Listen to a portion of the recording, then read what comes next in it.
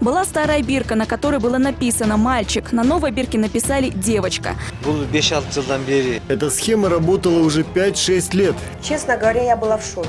Оперативники, напавшие на след торговцев младенцами, разрабатывали эту группировку полгода. Было установлено, что медицинская ОПГ проворачивала свои дела путем подделки документов и производства незаконных абортов. По данным МВД, банда врачей занималась этим бизнесом на протяжении 6 лет.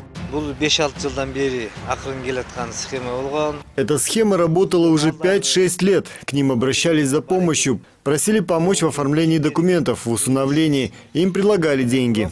Вышли на след торговцев живым товаром, можно сказать, случайно. В милицию обратилась молодая женщина, которая заявила о том, что ее новорожденного ребенка подменили на мертвого младенца. Именно при расследовании этого дела оперативники и начали обнаруживать другие подобные факты. На сегодня выявлено 5 таких случаев. По одному из них журналистам НТС удалось узнать некоторые детали. Для продажи новорожденного уроженки Кыргызстана, ныне гражданки России, врачи использовали документы и печати уже давно закрытого роддома в Кеминском районе. Кроме этого, банда медиков прокололась на том, что в документах не совпадали дата рождения ребенка и дата въезда на территорию Кыргызстана этой женщины. Разница составляла неделю.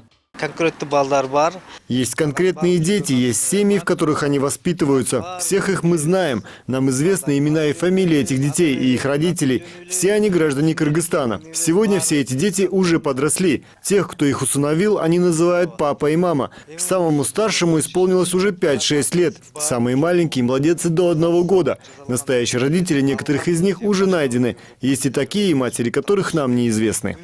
В интересах следствия многие детали дела пока не разглашаются. На сегодня арестовано 5 медиков. Кроме них подозреваемыми проходят еще 7 врачей. Группа состояла из сотрудников 2 центров семейной медицины, 1 частной клиники и 1 родильного дома. По некоторым данным, арестованы медики из поликлиник номер 1 и 18. Кенбаева Чурпанакуновна, здесь она работает, работала. Вот. Сейчас кабинет пустует, конечно, она сейчас уже после отпуска уже не вышла. Вообще она была в отпуске и после отпуска уже не вышла. По данным оперативников, во главе группы стоял гинеколог, работавший в 18-й поликлинике. В этом учреждении она трудилась последние 10 лет. Ее коллеги говорят, что 45-летний врач не вызывал никаких подозрений. Честно говоря, я была в шоке. Но так как мы этим не занимаемся, тут абортарии у нас нету, все закрыто, как бы, да, и такого нету, надо же помещение специально оборудованное, да. У нас такого нету, поэтому этим никогда никто не занимался, абортами мы не занимались. Не то, что там целое другого ряда, то, что говорят, да. Вот, ну, не знаю, в принципе. Мы вообще наше население направляем мы в 4-й роддом. По некоторым данным, этот гинеколог владел небольшой частной клиникой. Находилась она в этом старом здании в центре Бишкека. По внешнему виду одноэтажного ветхого дома не скажешь, что в ней могла находиться гинекологическая клиника. Только соответствующая вывеска, и жители близлежащих домов говорят, что здесь еще недавно был частный медцентр. Он закрылся сразу же после задержания торговцев младенцами. 2 недели назад кто-то вывез отсюда все оборудование. Здесь было всегда открыто, они работали, может, сейчас закрыто. Да, мы видели, как туда люди заходили и выходили, знали, что здесь было что-то медицинское. Недавно тут кто-то заходил сюда, чтобы сделать себе укол. Я сама там давление мерила, сходила. Когда это гинекологический центр, да, был? Да, вроде бы.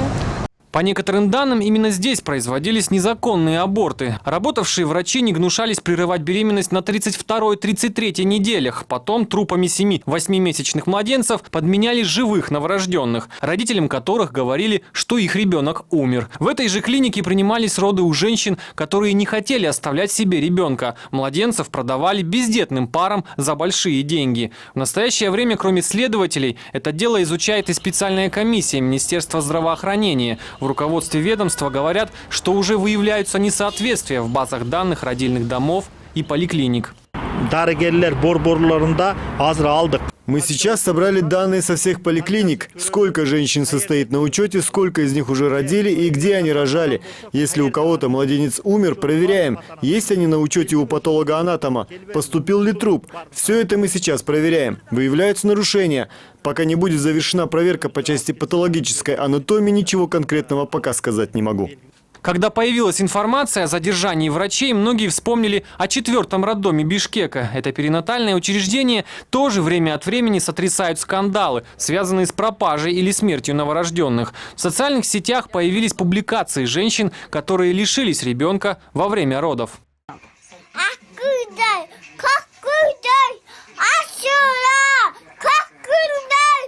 Родившийся в 2014 году Омурбек сразу же после появления на свет стал героем детективной истории. Его мать Динара Мусаджанова не хочет даже вспоминать о ней. Журналисты НТС первые, кому она рассказала о случае 4-летней давности. Динара решилась на это после того, как стало известно о задержании банды врачей. Ребенок у нее появился 7-месячным, весом меньше килограмма. Недоношенного младенца сразу же поместили в специальный аппарат – кувес. Врачи показали ребенка отцу, говорили, что состояние новорожденного удовлетворительное, но рано утром, когда произошла пересменка дежурных врачей, матери заявили, что ее ребенок умер, а тело отправили в морг. Родственники обнаружили подмену перед самыми похоронами. У Динары родился мальчик, а врачи выдали им тело мертвой девочки.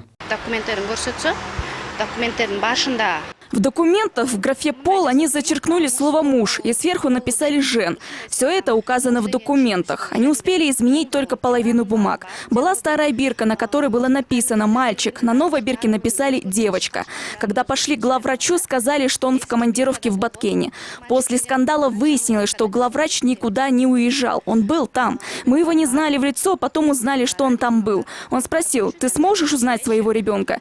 И показали ребенка, лежащего в кувезе. Мальчик, но под другой фамилией, в одежде, которую мы сами для него покупали. По этому факту было возбуждено уголовное дело. 6 врачей уволили, но меньше чем через 2 месяца все они были восстановлены в должности. Следствие и суд затянулись на 2 года. Потом дело было закрыто за истечением срока давности. Эти врачи продолжают работать. Один из них сейчас заведующий отделением детской реанимации. Он занял это место после того, как после скандала был уволен прежний заведующий. А врач, который подделывал все эти документы, пошел на повышение и стал зав.отделением. А вот семейная пара из Балыкчи с прошлого года ищет одного из своих детей-близнецов. Они уверены, что вторую их дочку похитили врачи. Во время беременности мать 8 раз проходила УЗИ-обследование. И все это время аппарат показывал двойняшек. Однако после того, как она родила путем кесарево сечения, врачи сказали, что у нее только один ребенок. По этому факту было возбуждено уголовное дело по статье «Торговля людьми». Прошло уже больше года. Дело не двигается, говорят родители. Уже год и 2 месяца мы ищем своего ребенка. Делаем все, что можем. У нас не хватает сил. У них большие связи, они прикрывают друг друга. Мы слышали, в Бишкеке тоже случился скандал с продажей детей. Я думаю, они друг с другом связаны.